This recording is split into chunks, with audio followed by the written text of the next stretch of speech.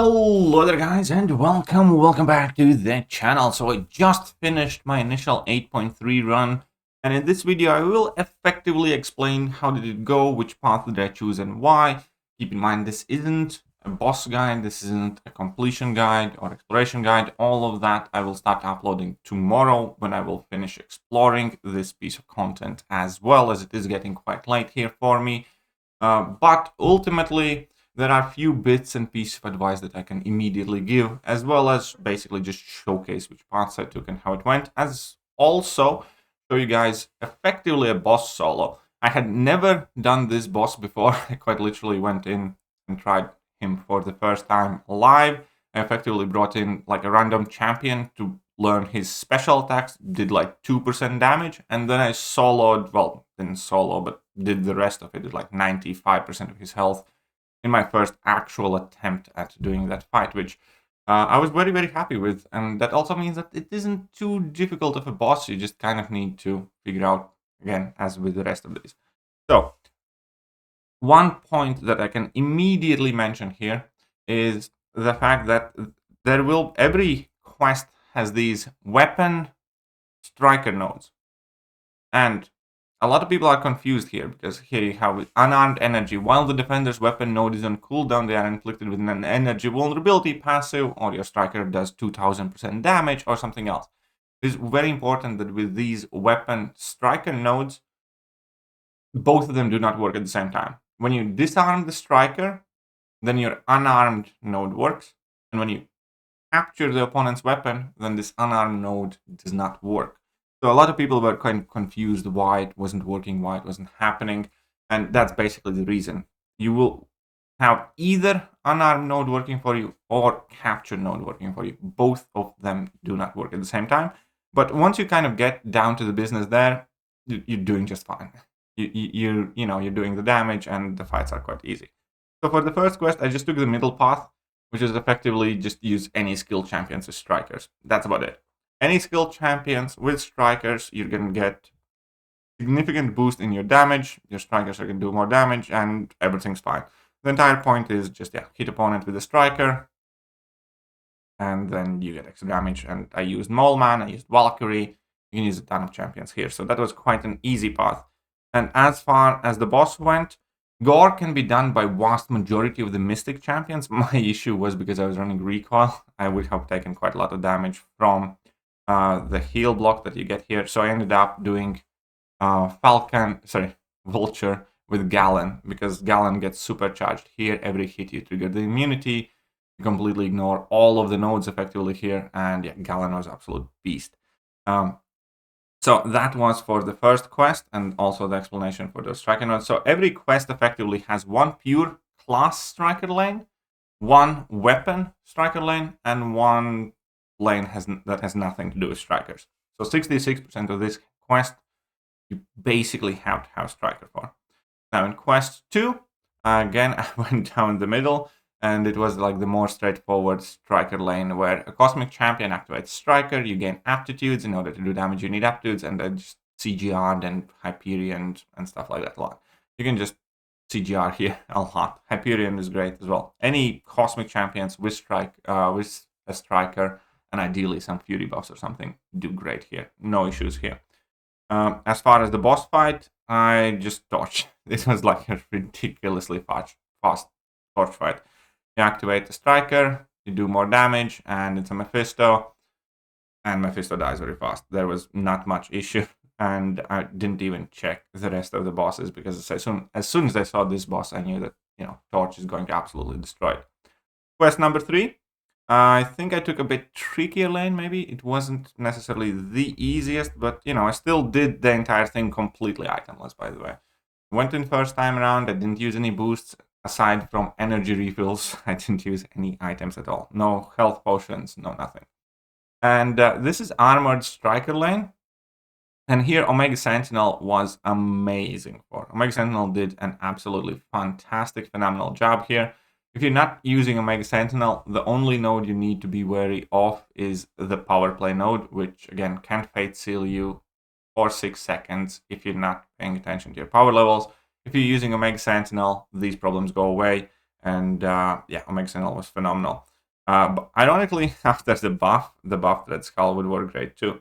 Here, I do need to point out a couple of matchups, and one is that you definitely do want to bring in a decent counter for Baron Zemo. You want to use something like Ghost or some other tech champion that doesn't really rely or inflict too many debuffs, because otherwise this fight was quite long. I used War Machine, it was fine, it was solo, it was just, taking a while.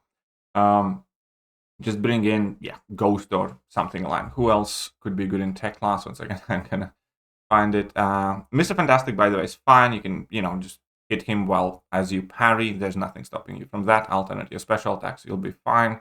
Only thing is that Baron Zemo on that lane, and you would want to use something like Mysterio potentially, or War Machine, or who else could do well there? Maybe Vision or potentially Rocket, and just don't use really special attacks.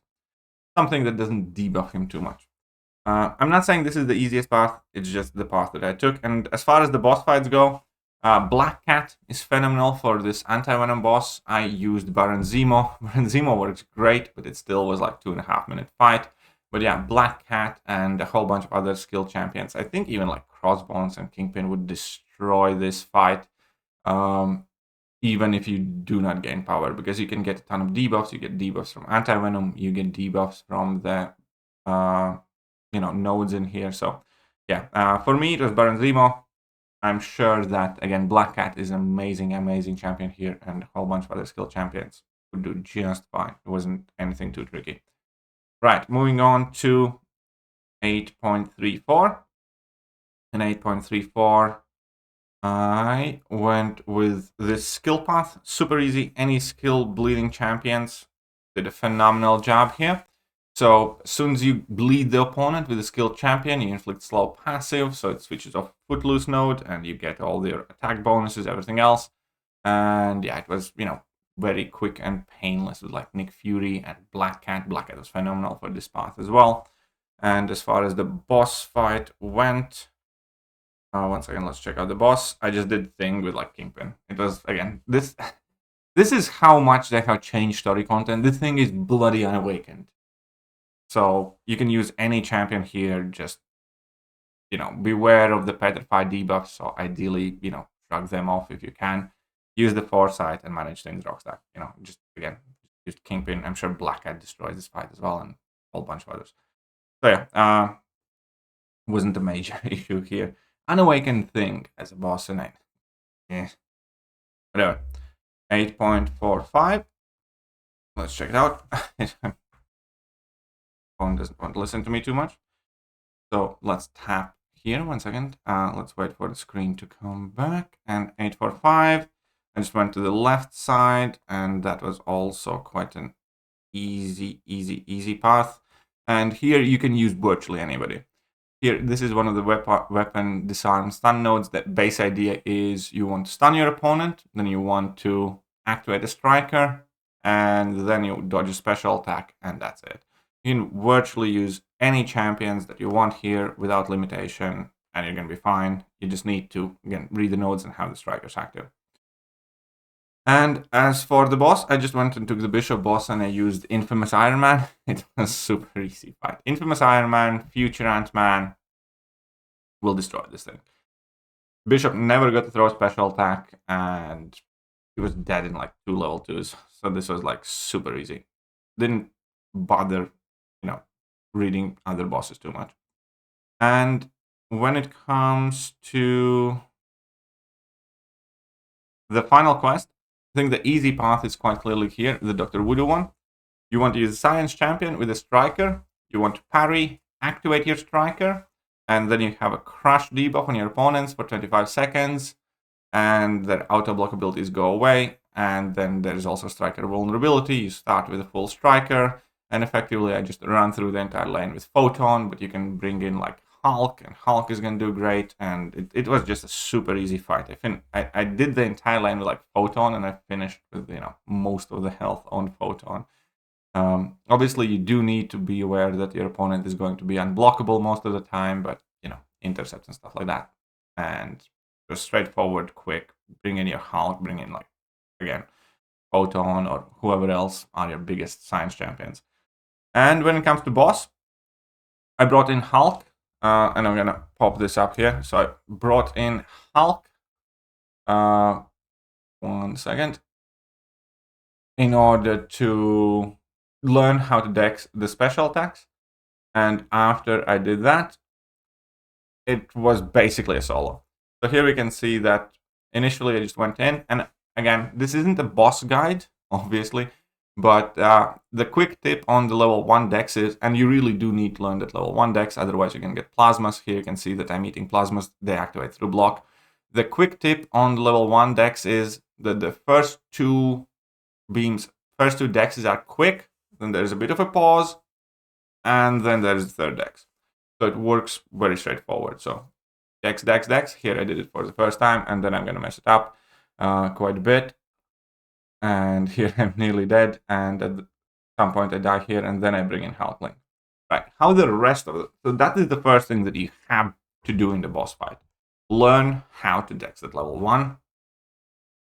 That's like the most important.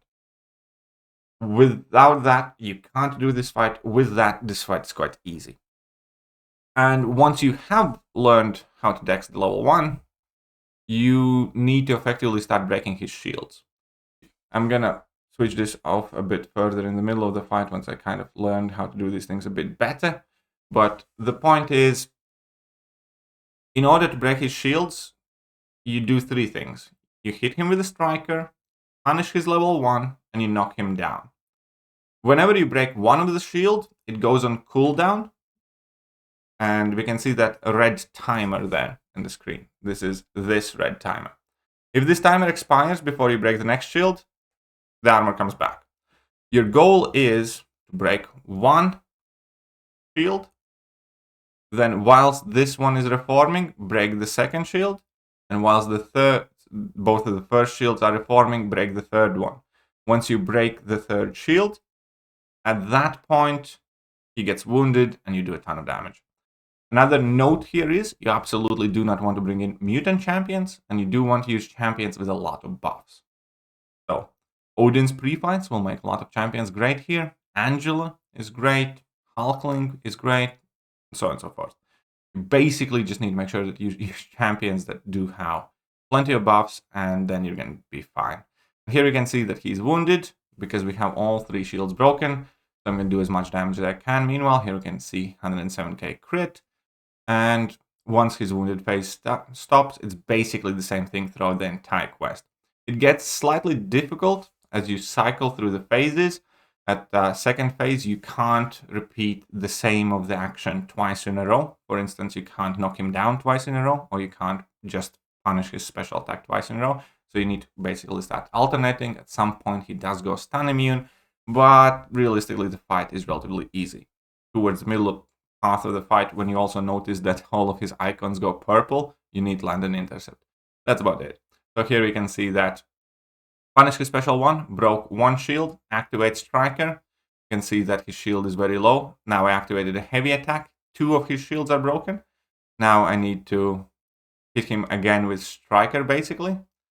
So I don't think I'm going to make it here. This was the frustrating bit when I had 2 of them down, and you can see both of them reformed. So I just needed to connect my striker hit there, and we would have been fine. So as soon as I learned that, we can see that it's going to be, significantly easier. So again, you need to break all of his armors one by one. Again, that is to punish level 1, to hit him with a striker, and to knock him down, either with a heavy attack or a special attack. Here we can see that we are smacking him down just fine. I need to get rid of the last shield, which I do because I connected my striker. Now he's wounded. You start smacking him again when all 3 shields are red. This again is not a full guide. I will post a full guide on Cerates, but that is the base point if you are in a rush. And now when he has these purple icons, I didn't know what to do immediately, but it turns out you need to intercept him. So land and intercept, and yeah. So this was like an 11-minute fight. I'm sure I can do it quicker when I know exactly what I'm doing, because I was absolutely learning this fight on the fly. But I was still very happy because I basically soloed him in my first attempt. And yeah, that's why I think the boss is very doable. And what else I can say?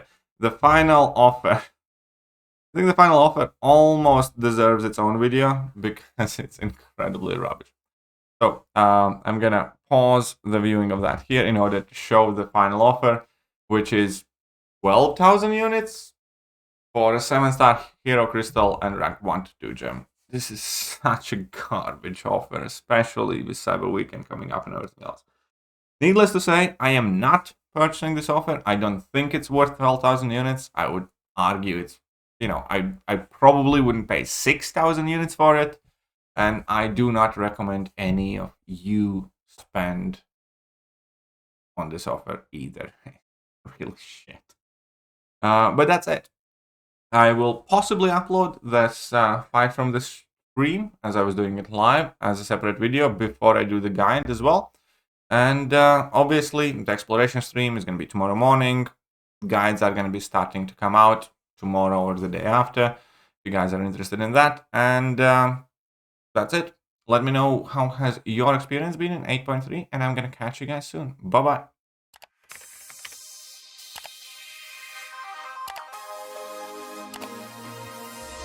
Hello there guys, and welcome back to the channel. So we have all the information about